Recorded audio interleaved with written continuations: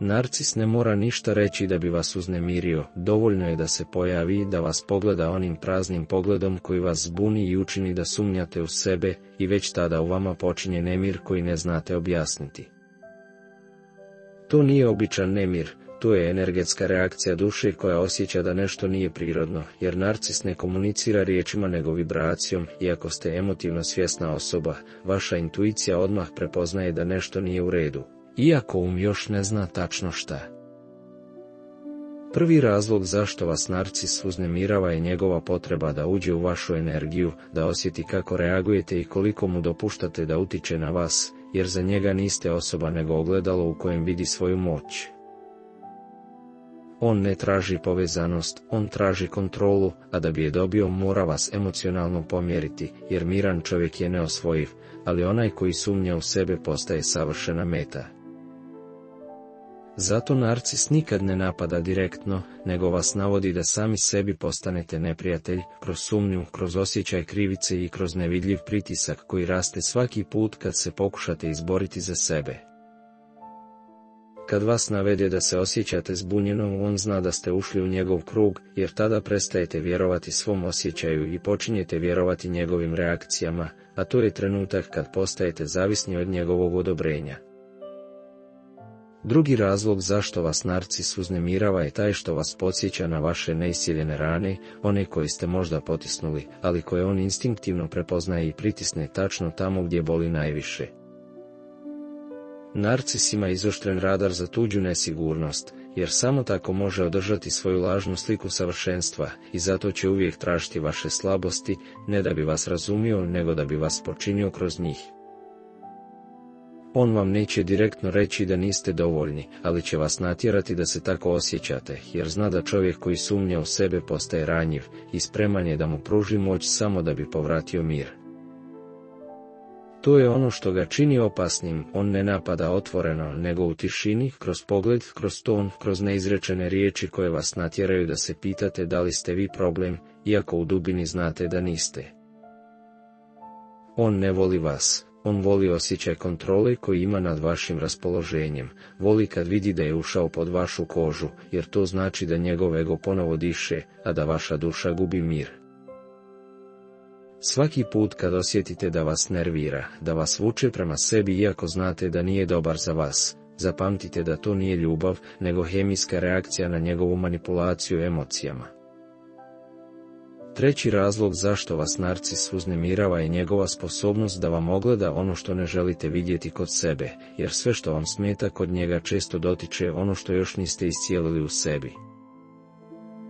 On vas navodi da preispitate granice, da vidite koliko puta ćete oprostiti, koliko puta ćete srušiti zidove koji vas štite, i koliko dugo ćete ostati vjerovati u ono što znate da nije istina. Narcis ne stvara bol iz ničega, on samo aktivira ono što je već tu, i to čini s takvom preciznošću da imate osjećaj kao da vas čita, jer on osjeća vaše emocije, ali ih koristi protiv vas, ne za vas.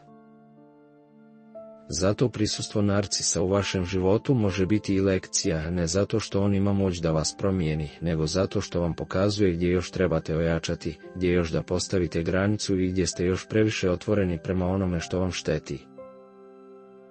Kad jednom prepoznate tu igru, mir postaje vaš odgovor, jer mir zbunjuje narcisa više nego bilo šta drugo, jer on ne zna šta da radi kad vidi da vas više ne može uzdrmati.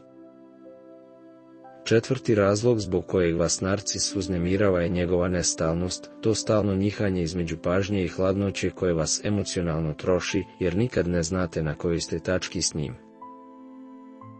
Jednog dana vas gleda kao da ste centar njegovog svijeta, a već sljedećeg dana kao da ne postojite, i upravo ta nepredvidivost vas drži vezane, jer vaš mozak pokušava da pronađe logiku tamo gdje je nema. Ta dinamika stvara takozvanu traumu vezanosti, gdje počinjete osjećati da ne možete bez njega, jer vam mozak govori da ćete možda opet dobiti onu toplinu, onu pažnju, onaj pogled koji vas je na početku osvojio. Ali istina je da taj pogled nikad nije bio iskren, jer narcis se samo prilagodio onome što vam je trebalo, a kada je osjetio da vas ima, povukao se, jer njegov cilj nikad nije bio odnos, nego dominacija. On ne može dugo igrati ulogu dobrog, jer dobrota za njega znači gubitak kontrole i zato kad vidi da mu vjerujete, namjerno stvori distancu, jer mu treba da se opet dokazujete, da se opet trudite i da opet mislite da ste vi krivi. Ta emocionalna klackalica je njegov teren, jer vas drži u stanju stalnog napora, u želji da povratite stabilnost, a što se više trudite, to on više uživa u vašem nemiru. Peti razlog zbog kojeg vas narcis uznemirava je njegova praznina, ta nevidljiva tama koju nosi u sebi i koja se prenosi na svakoga komu se približi, jer energija narcisa nikada nije mirna, ona je gladna i uvijek traži novo gorivo. Kad ste blizu narcisa, osjećate se kao da vam se ispija snaga i ne znate zašto, jer on ne mora ništa učiniti, samo mora biti prisutan i vaša energija već počinje da se troši, jer pokušavate održati ravnotežu tamo gdje je nema. Narcis nosi emocionalni vakuum i zato vas povlači u to prazno mjesto, jer tamo gubi vaše granice i preuzima vaš ritam, i što duže ostajete blizu, to više gubite osjećaj ko ste zapravo. On vam ne daje nemir slučajno, on vam ga prenosi, jer kad se vi uznemirite, on se osjeća mirno, kad vi sumnjate, on se osjeća sigurno, jer balans održava tako što uzima od vas ono što sam nema. Zato prisustvo narcisa nikad ne prolazi nezapaženo, jer gdje god se pojavi, energija prostora se mijenja, kao da se svjetlo smanji i sve postane teže, jer on donosi haos koji prikriva šarmom. A kad jednom odete, tek tada shvatite da ste mjesecima hodali na prstima, pokušavajući da ne izazovete njegovu reakciju i da je vaša tišina bila jedini način da preživite u toj buci. Uznemirenost koju osjećate nije slabost, to je znak da vaša intuicija funkcioniše, jer duša zna ono što tek treba razumjeti, da niste vi problem, nego energetski disbalans koji on unosi. Narcis ne može podnijeti mirnu osobu, jer njegov svijet se hrani haosom, a kad osjeti da ne reagujete, gubi osjećaj važnosti i zato će uvijek pokušati da vas izbaci iz ravnoteže, da bi se opet osjećao moćno. Kada naučite da njegov nemir nije vaš, tada prestaje i njegov uticaj, jer nema ništa jače od osobe koja zna razlikovati tuđu energiju od svoje i koja ne dopušta da je tuđi haos zarazi iznutra.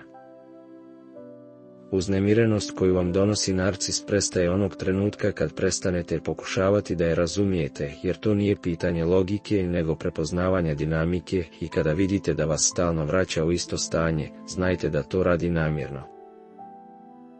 Najbolji način da povratite mir nije borba nego distanca, jer narcis ne zna da preživi u tišini i kad prestanete reagovati, on se povlači, jer bez vašeg odgovora nema više goriva za svoj ego. Mir je njegov kraj, jer ne zna da postoji bez reakcije i zato kad ga prestanete hraniti pažnjom, uvredama ili objašnjenjima, on nestaje kao dim, jer ono što ga je održavalo više ne postoji. Zato, kad vas uznemirava, sjetite se da je to samo dokaz da još uvijek osjeća da ima moć nad vašim osjećajima, i svaki put kad mu mirno pogledate u oči bez riječi, ta moć mu klizi iz ruku. On ne zna šta da radi kad shvati da ga ne mrzite, ali ga ni ne volite, jer ste ga prozreli, i tada se okreće drugima, tražeći novu metu, dok vi ostajete sa spoznajom da je tišina vaš najjači štit. I zapamtite, narcis ne može postojati bez publike, ali vi niste pozornica za njegovu predstavu, vi ste duša koja je naučila lekciju i koja više ne daje prostor onome što ne zna voljeti. Hvala vam što ste uz nas. Ako vam se svidio ovaj sadržaj, lajkujte video, podijelite ga s drugima i potpišite se na kanal. Čuvajte svoj mir, jer kad ga jednom povratite, naučit ćete da tišina liječi ono što objašnjenja nikada nisu mogla.